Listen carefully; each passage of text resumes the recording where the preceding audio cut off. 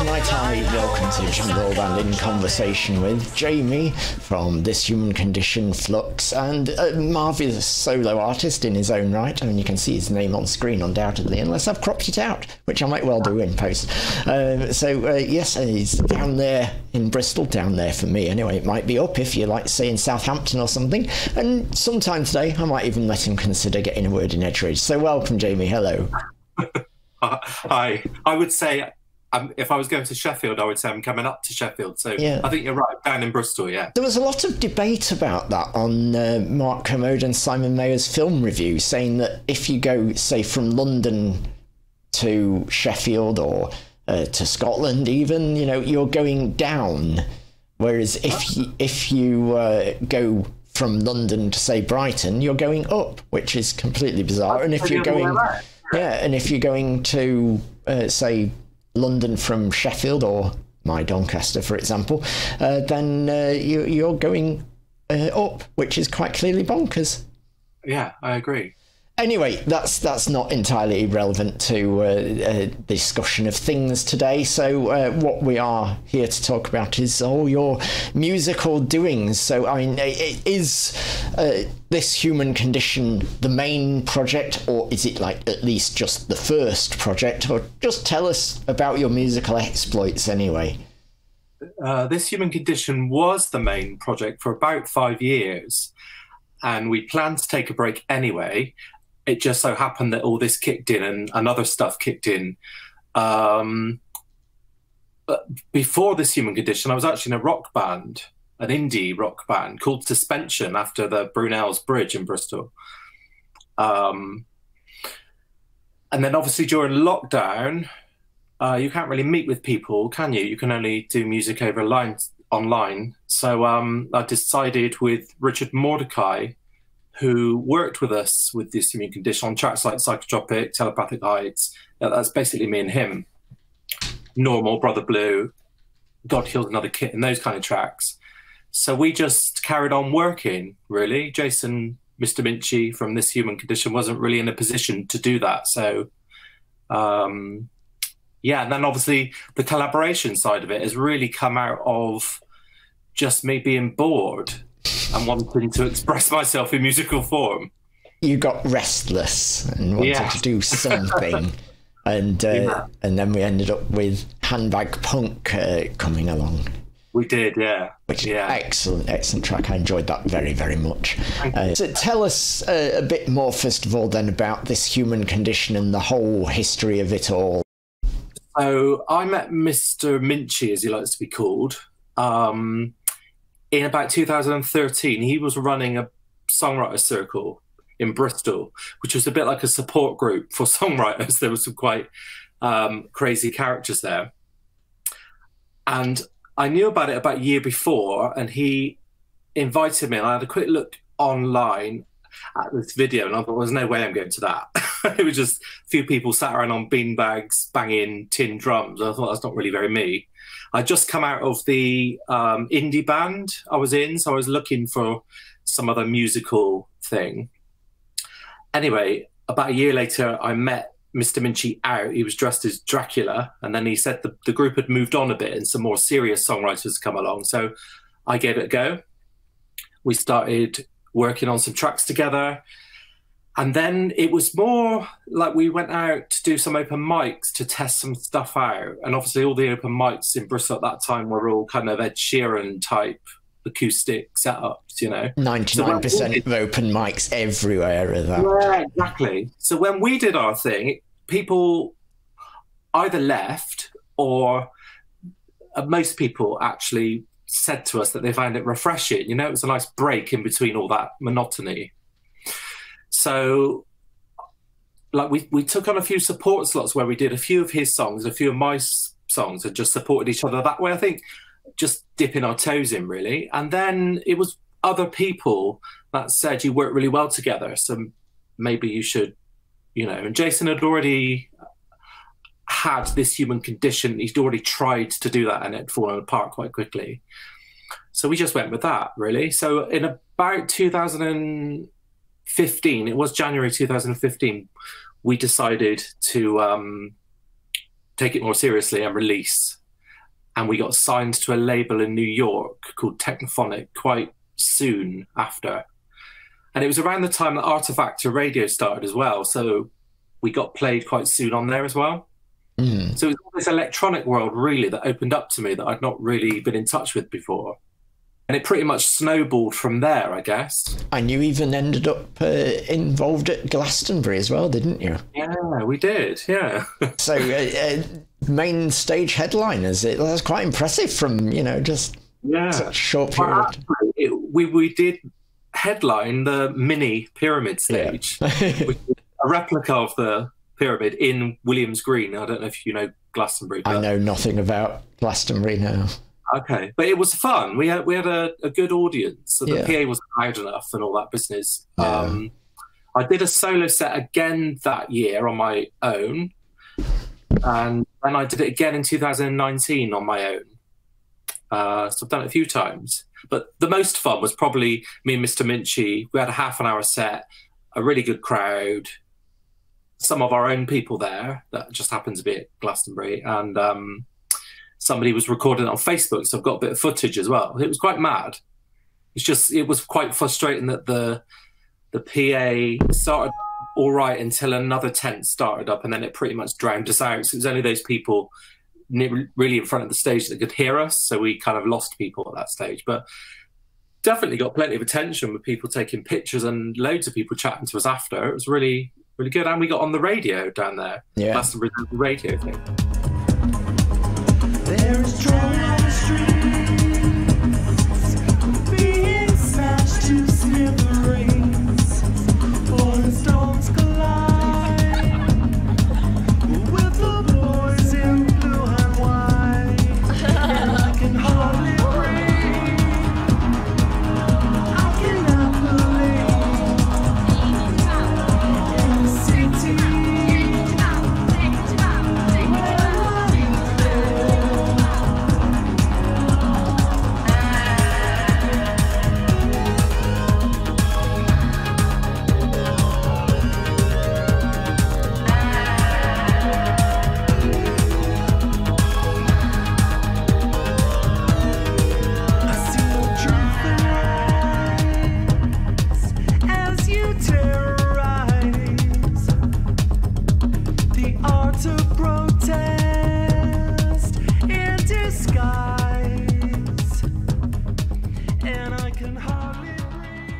So with this human condition, I've only had the pleasure of seeing you live once when we actually played together in the Bath. No, in Bath.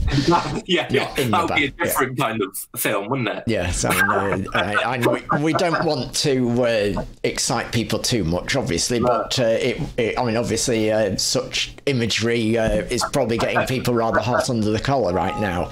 But it was interesting to see what you did with the live performance, in that you put so much effort into trying to put on a show. Is that always what's sort of been the philosophies in terms of presentation with this human condition?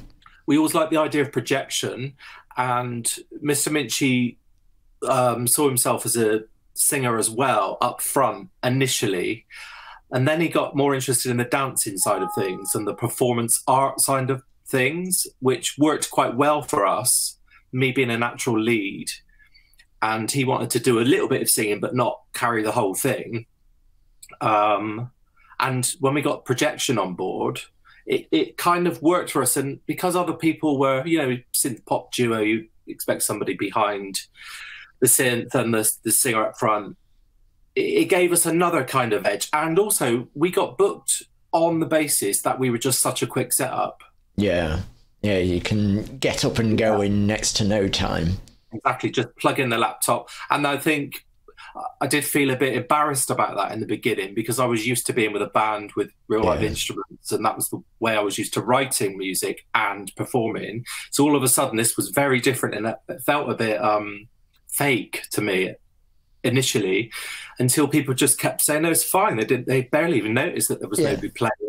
I mean, I've often thought that insofar as I've thought what people are going to really notice is how much you set out to entertain them. And I think definitely with this human condition, you're definitely creating an experience and a show, and there isn't really much else like that. And it's certainly, I was surprised when I saw you both up there at the front of the stage and like sort of playing off each other with dance moves and stuff. Is there much sort of worked out in advance with that?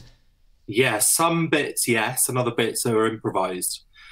I very much love bouncing off of other people on stage, although I've done it on my own. There's something about me and Mr. Minchie.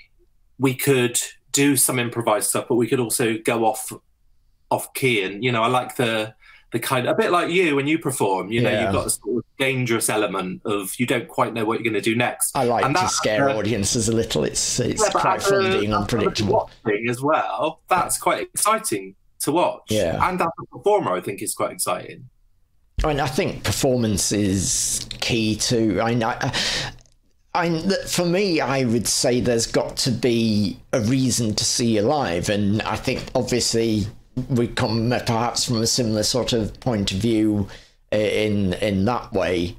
You definitely are a band that needs. I will admit that when I listened to your CD that I got for the first time, I can't remember which one it was, an EP or album you gave me, it didn't necessarily click, but everything seemed to make so much more sense when I actually saw you live. So tell us about, say, God Kills Another Kitten was this human condition release. What was all that about then? That was about a Texan Wiccan witch that I went out with for a while that turned out to be a grandiose narcissist. And I'd kind of written stuff about that and then left it and never quite felt it was right. And then Richard Mordecai from Flux presented this thing that he'd had for a while. It was just a bass kind of riff type thing.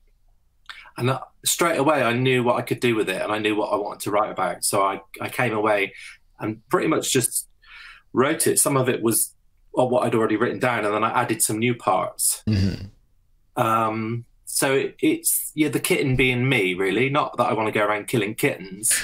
Well, everyone instantly, obviously, we all reported you to the RSPCA, and we assumed that you were calling yourself God and you were going on a kitten killing spree. Exactly. So obviously, yes, but no, we never thought it was literal, obviously.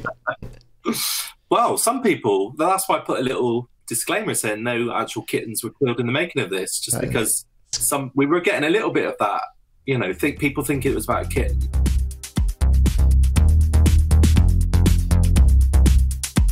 I met you when the moon was bright.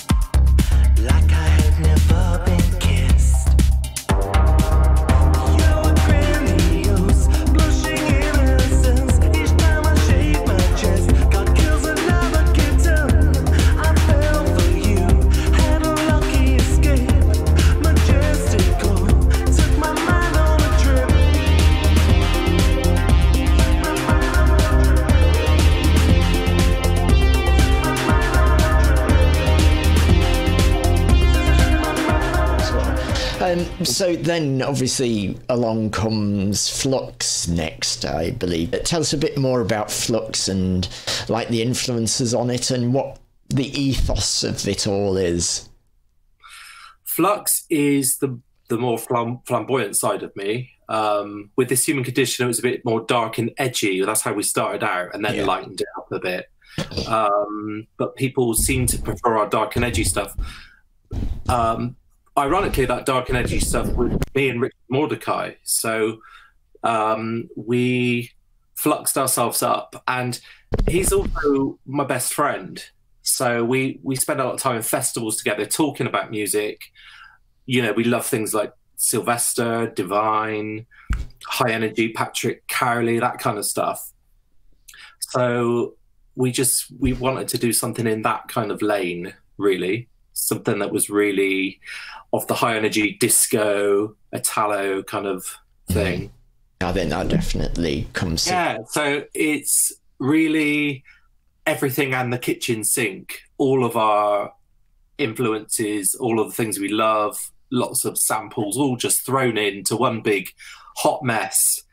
And that's the beginning, you know? Let's hit the ground with that. It's a pretty spectacular start for the project, I'd say. Thanks.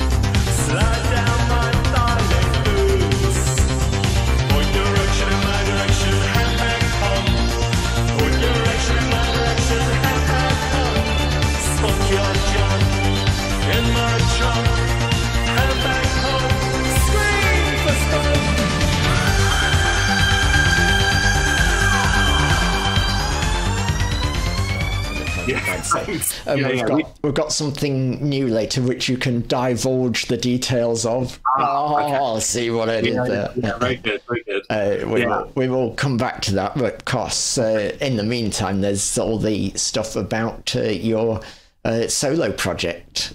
Tell us about Gone So Quickly Without Goodbye. So my mastering engineer and good friend, Paul Whitrow, who's worked with lots of incredible people over the years. In fact, he worked with Wolfgang Flür and redid Autobahn with him, had him at his house. And you can hear that version on Spotify somewhere. Not Spotify, sorry, SoundCloud. And he worked with us on all of This Human Condition stuff. He mastered it, most of it, apart from the last couple of tracks. And he died very suddenly. This was December 2019, so before Corona really hit. Yeah. And it was just the shock of that. I actually was just scrolling on my Facebook, and it just popped up that sadly passed away. I thought it was a sick joke at first, you know. Didn't get a chance to say goodbye. So that's what really drove it. Yeah, just gone so quickly without goodbye. And he had his funeral at a popular venue called the Fleece. Yeah, I know the Fleece. Yeah. And it was the most beautiful funeral I've ever been to. I mean, he was taken into the Great Gig in the Sky. His coffin was the Dark Side of the Moon, you know, the artwork. Yeah. There was purple candles everywhere on stage. He was put on stage. Who's the lead singer from Stranglers? I don't know. Cormac, something like that. He performed, anyway. He played a song. Paul was a massive Stranglers fan. So it really affected me and Mr. Minchie. Obviously, we used to spend a lot of time at his place. He didn't have any family, and he used to say that we were his family now, you know, people like us. So he was so passionate about music. he introduced me to Klaus Nomi, who I didn't really know about, people like that. So yeah, it really stemmed from there. I just felt I had to say something. So that must be quite an emotional track for you to release then. And everything else has been pretty fun for a while. I mean, it was the next one after Handbag Punk. Yeah, so it was quite a change in tone.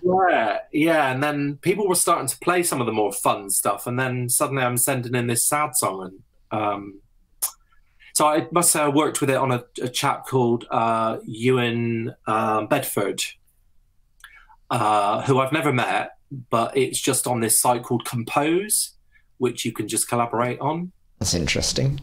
Yeah. So that's how that came about.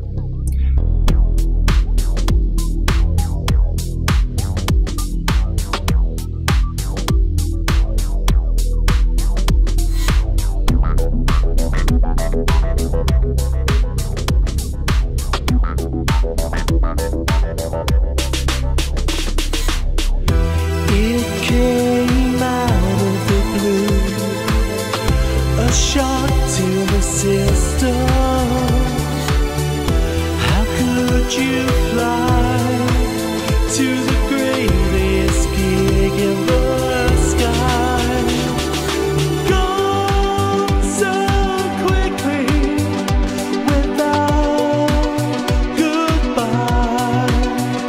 I'm crushed, I miss you more than words can say.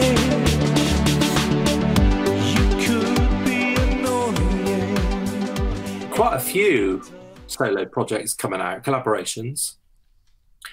There's one with a chap called Future House, who's a Swedish house DJ who lives in Bristol. Again, haven't met him.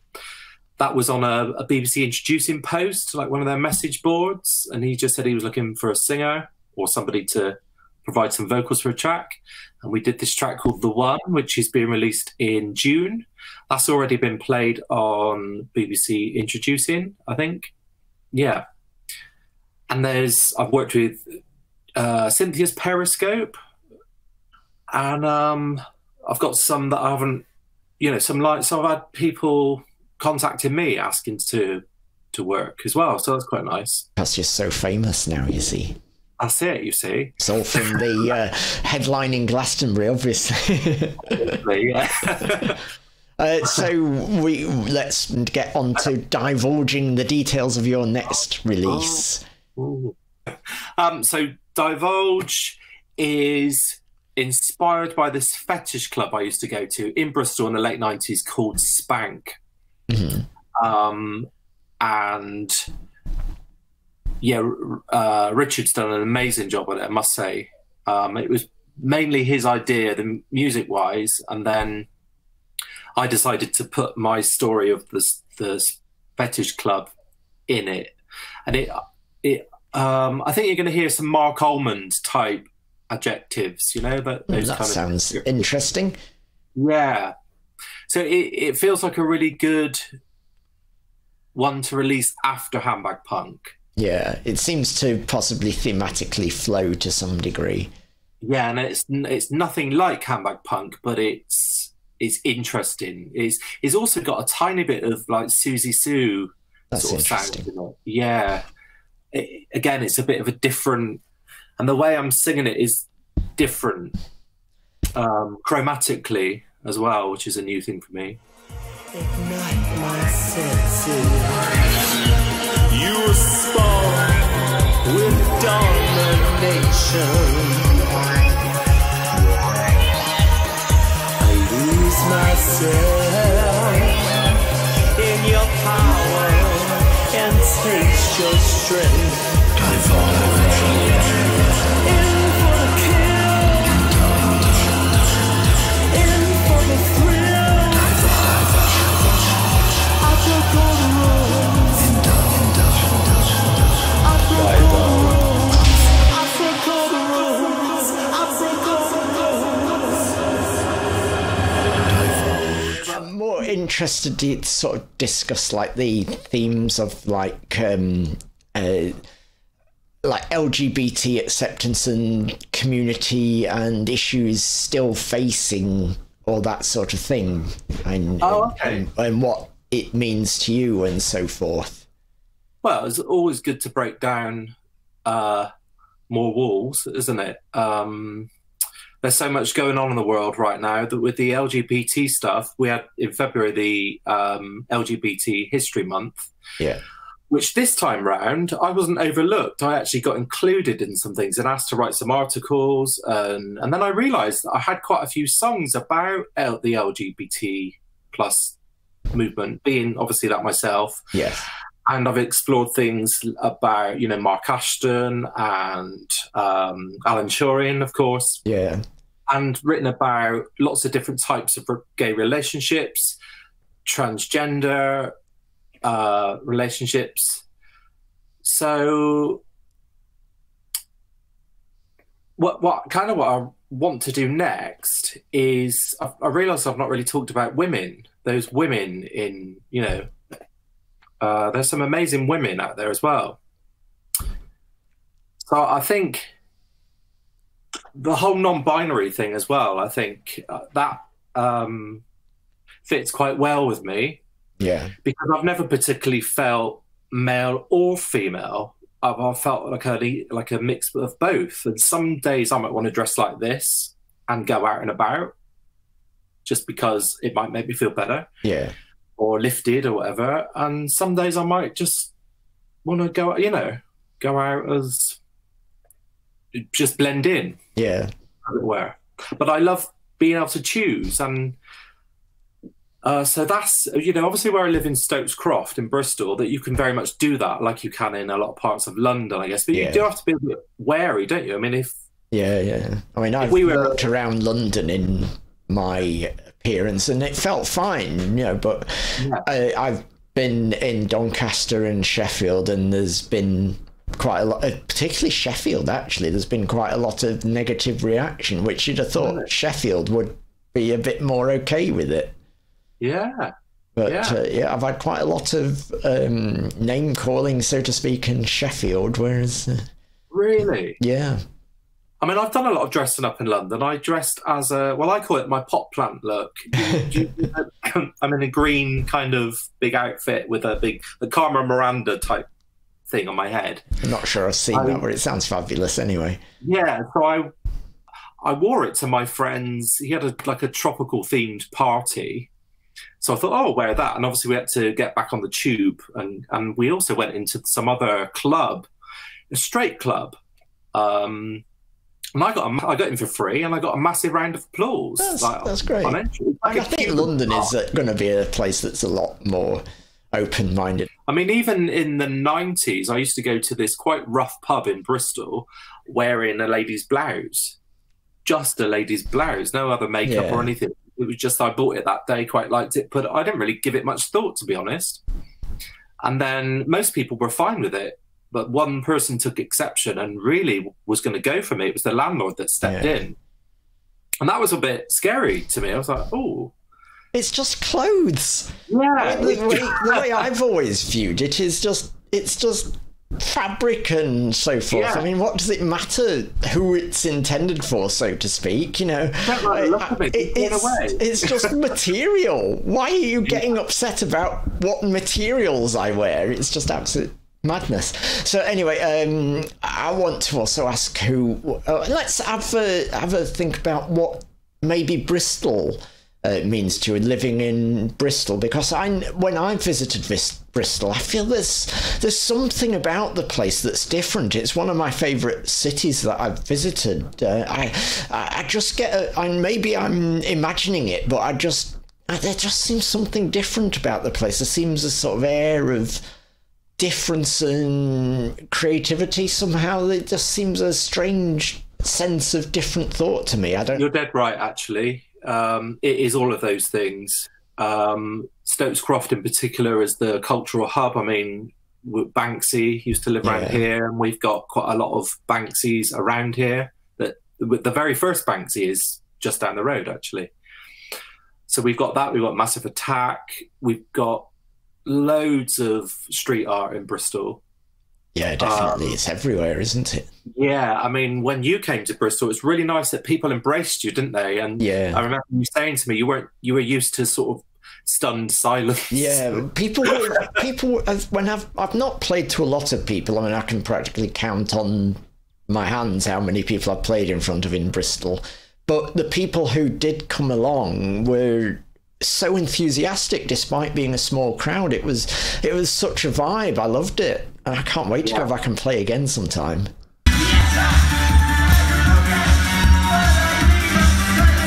Bristol, yeah, people seem to come and then they don't leave.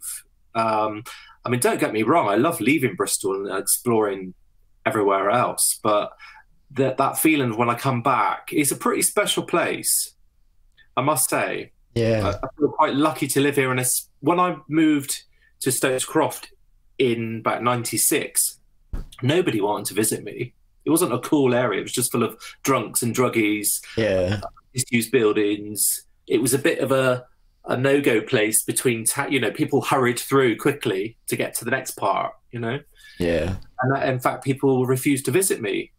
But now I've obviously just landed in one of the coolest places in Bristol, and all this creativity is around me, and I'm just so inspired, really. Tell me of people who you're enjoying and being inspired by at the minute, and sort of people who we might not know, perhaps. Well, I listen to a lot of stuff from the whole EMOM thing, Martin Christie, indeed. Electronic Open Mic. People like Cynthia's Periscope, yourself. Who else have we got? Oh, there's just so many. I love, obviously, like Idols in Bristol. I've seen them a few times. They're really amazing. That sort of energy and that punk stuff. Yeah. There's a lot of interesting things in Bristol, music-wise, to see normally.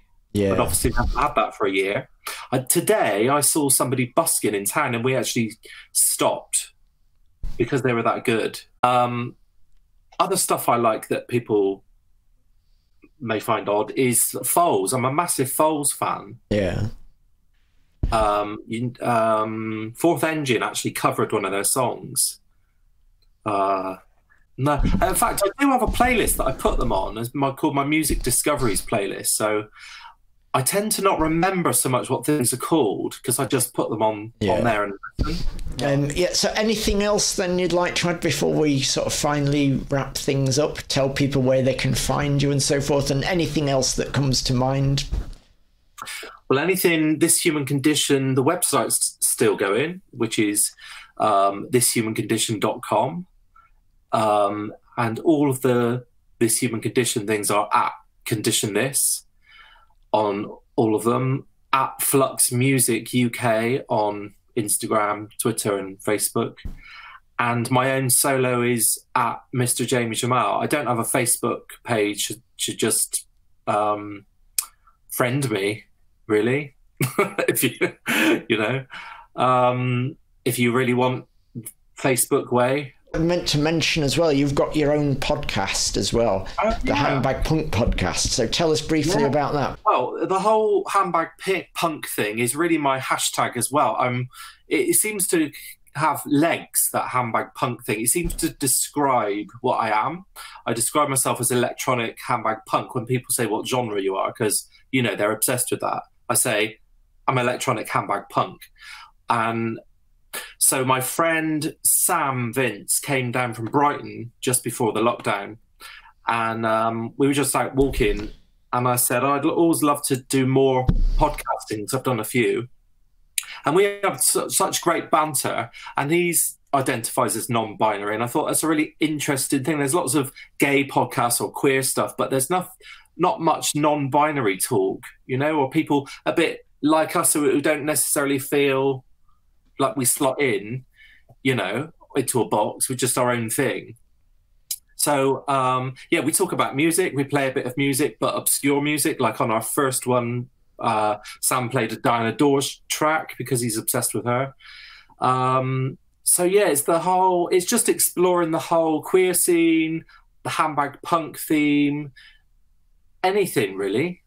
yeah, that's what we're about. We're just sort of giving it a go, and we've been getting great feedback. So we've only got part 1 and part 2. The next one is coming on the 15th of April, I think. And where can we find that then? At the moment, it's just on Mixcloud. Yeah. There was the first one was on Acast as well, which is like a queer podcasting thing, but then they wanted loads of money, and unless it got really popular, I wouldn't really do that, you know? So we're just testing the waters at the moment, really. Surprise! Here, have you heard about the new Handbag Punk podcast? Featuring me and Sam. Oh, hello, darlings. You may remember Sam from the Handbag Punk video. Hello, dear. Well, we've decided to do a Handbag Punk podcast. I just want to tell you about the new Handbag Punk podcast. Yeah, what he said. Chit chat coming soon. Mind. Handbag Punk podcast. Make sure you tune in.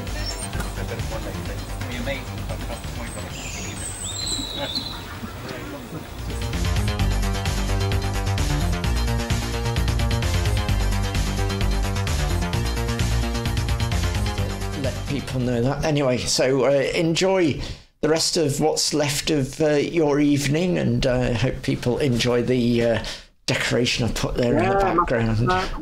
Fat gadget, brilliant.